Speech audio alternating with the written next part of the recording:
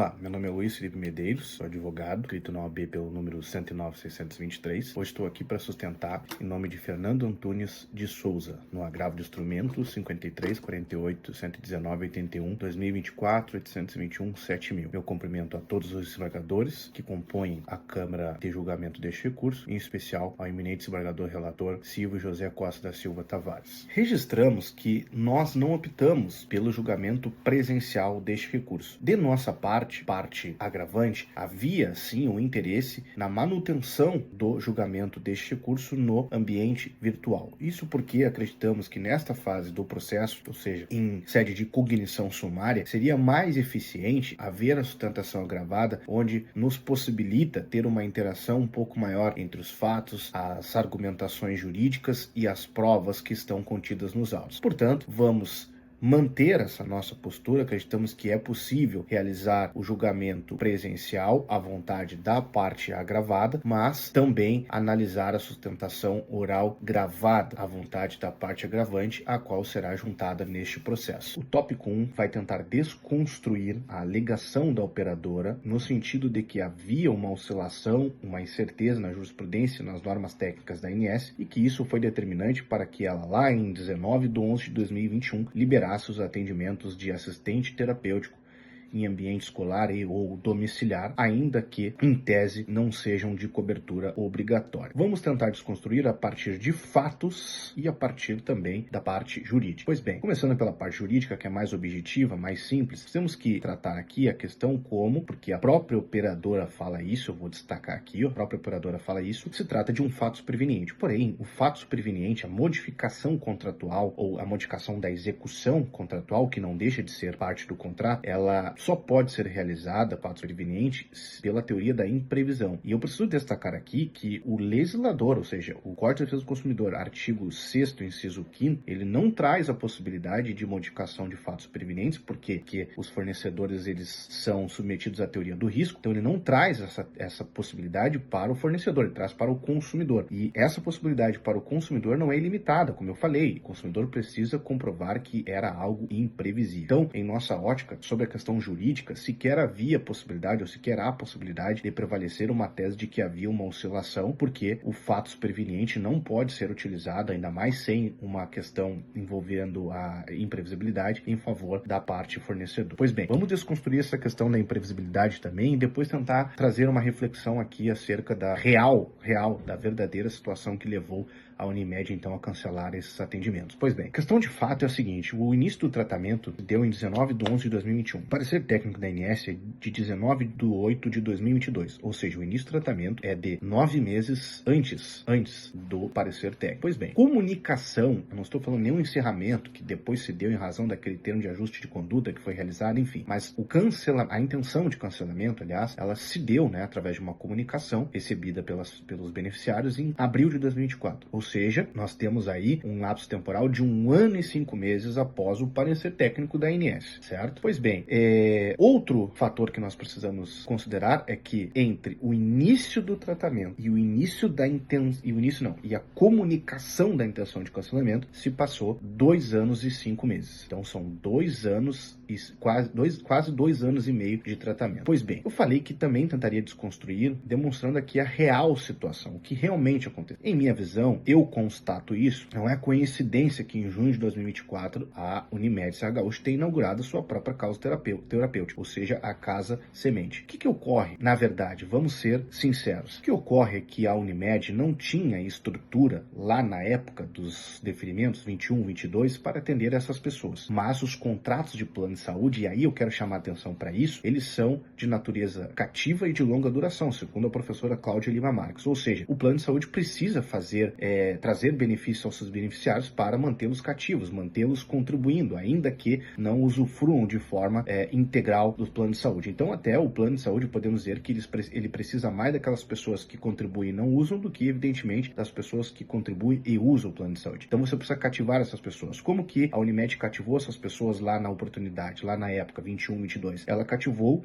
liberando esses atendimentos para essas pessoas. Liberando. Ainda que, em tese, não houvesse a cobertura obrigatória, ela liberou esses atendimentos fora, criou uma expectativa nessas pessoas e fez isso como se fosse um projeto. Ela manteve cativo essas pessoas para que essas pessoas continuassem contribuindo, e essa contribuição ela foi utilizada, ela foi necessária para essa inauguração do espaço terapêutico que aconteceu em junho de 2024. Talvez se essas pessoas não tivessem se mantido cativas, contribuindo, nem haveria recursos para criar essa casa terapêutica. Então, assim, como eu falei, os contratos de plano de saúde têm natureza cativa, né, e de longa duração. Nós temos aqui, neste caso, um contrato que foi realizado em 2007, ou seja, são mais de 17 anos de contribuição. Mais de 17 anos de contribuição. E nós estamos falando de apenas 2 anos e 5 meses de tratamento. Claro que terá o tratamento daqui para frente, mas são 15 anos de contribuição sem a utilização de um tratamento efetivo. Então, o que nós queremos dizer aqui é que, na verdade, essa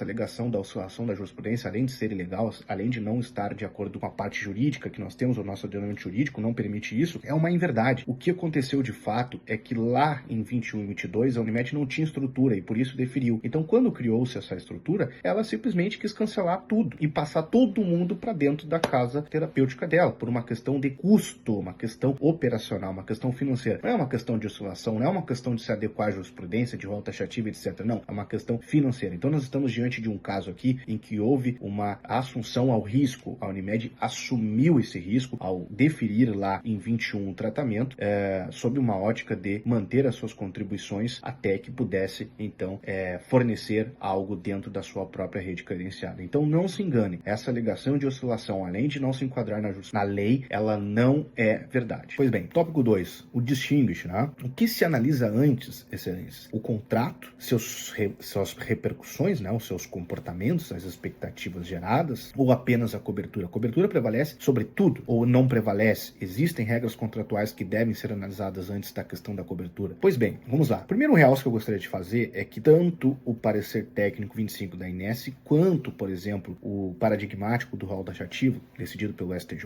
eles ressalvam a ideia de contratação extra-rol, ou seja, aquela contratação que, embora não esteja no rol de cobertura obrigatória, pode ser realizada em contrato. E aqui nós estamos falando não de uma cláusula contratual propriamente dita, mas de uma cláusula que se dá a partir de um comportamento. O ordenamento jurídico reconhece isso, uma cláusula que se dá a partir do comportamento reiterado e da legítima expectativa gerada e resultando, então, numa situação envolvendo a boa-fé e a vedação ao comportamento contraditório. Então, isso não deixa de ser uma cláusula contratual. Então, acreditamos que não há como dizer que deve ser analisada a cobertura e que a cobertura deve prevalecer em qualquer circunstância. Pois bem, vamos realçar também os artigos 422 do Código Civil, o artigo 6º, que já realçamos no tópico anterior, inciso 5º, e o 51, inciso 4º do Código de Defesa do Consumidor, para dizer que, sim, a surrétio, a proibição, o comportamento contraditório, as legítimas expectativas, enfim, elas devem ser analisadas. E se forem constatadas, devem prevalecer sobre a cobertura obrigatória, sem dúvida alguma. Vamos trazer aqui algo extremamente relevante, extremamente importante, uma reflexão. Recentemente, em 5/6/2023, o Superior Tribunal de Justiça julgou o agravo interno no RESP 1896776 de São Paulo. Eu peço toda a humildade do mundo que o acórdão deste recurso seja lido, seja analisado. Por quê? Porque vejamos bem, acredito que ninguém discorde que as normas secundárias, os pareceres técnicos, né, enfim, são hierarquicamente inferiores à legislação. Então, tudo aquilo que está lá no plano referencial não obrigatório do artigo 10 da Lei de Plano de Saúde, na minha visão, tem muito mais força normativa do que um parecer técnico da ANS. Pois bem, então, acreditando nisso, eu chamo a atenção para este recurso citado,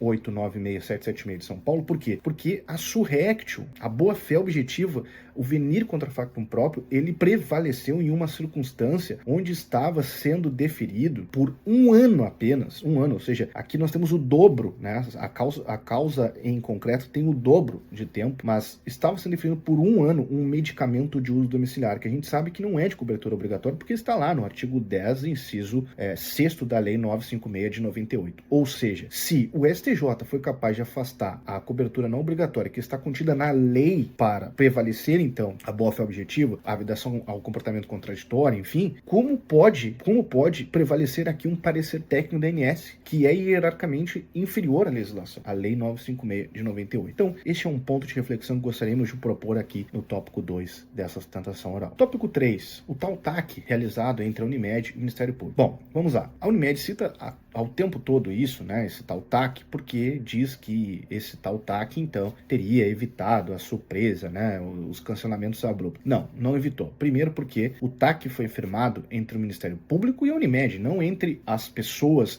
que individualmente e sob a sua própria autonomia da vontade, né, no âmbito particular, tem um contrato com a Unimed. Então, se a Unimed firmou alguma coisa com o Ministério Público, as partes não têm nada a ver com isso. E eu vou ser bem objetivo aqui. O Ministério Público, ele foi cuidadoso com isso. Lá no TAC, no item 3 e no item 5 do TAC, né, cláusulas 3 e cláusula 5, essas duas cláusulas demonstram isso. Primeiro, a cláusula 3 diz que as obrigações assumidas no TAC, elas não isentam a operadora de cumprir a legislação, as regras, né, até mesmo normas secundárias. Então, por exemplo, o Código de Defesa do Consumidor, o Código Civil, né, a tradicional doutrina sobre o tema, como, por exemplo, a questão da surrete, do comportamento contraditório, enfim, que são institutos tradicionais utilizados no nosso ordenamento jurídico brasileiro. Então, a cláusula 3 diz isso. Ela diz, olha, a gente está firmando um TAC aqui, mas vocês não estão isentos de individualmente cumprir essas obrigações. E o tópico 5, né, a cláusula 5, ela é ainda mais objetiva, porque ela diz assim, olha, a gente está firmando aqui um termo de ajustamento de conduta, mas nada impede, nada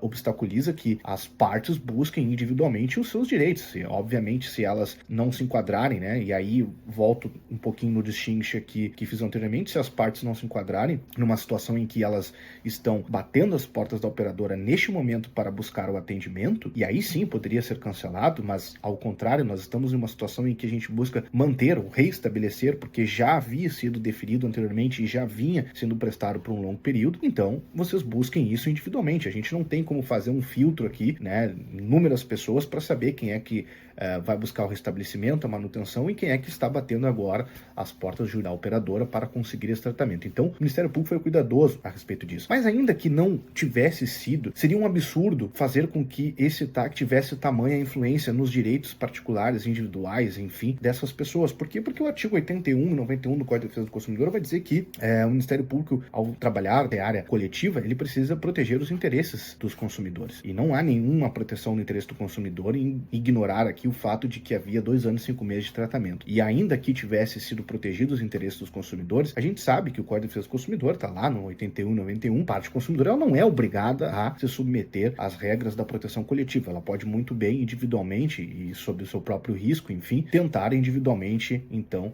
processar aquela situação que está sendo, né, ou tentada a proteção na esfera coletiva. Então, é isso. O TAC não tem influência neste processo. E, por fim, né, a proposta de um pré-questionamento. Claro que talvez esse pré-questionamento seja mais relevante em uma eventual apelação, mas não deixa de ser importante aqui. Por quê? Porque é preciso que este tribunal responda, caso prevaleça a argumentação do plano de saúde, né, o que é que está sendo determinante para isso. Ou seja, o desprovimento está sendo porque o tempo é insuficiente. Nós temos aqui 2 anos e 5 meses. Não, para configurar a surrect, a boa-fé objetiva, etc., né, 2 anos e 5 meses é insuficiente. A gente precisa de 3, a gente precisa de 4, de 5, enfim. É isso que está prevalecendo? Ou a cobertura obrigatória prevalece sobre qualquer circunstância? Não importa se a pessoa está há 5 anos tendo um atendimento, há 1 ano, há 2 anos, 3 anos, se sobrevir, né, de forma posterior uma norma técnica da ANS dizendo que não é cobertura obrigatória, então prevalece isso e pouco importa a execução contratual. É isso? Então a gente precisa que esse pré-questionamento seja realizado, que essa pergunta seja respondida pelo tribunal. Agradeço a todos e pugno, então, pelo provimento deste recurso em sua inteireza. Muito obrigado.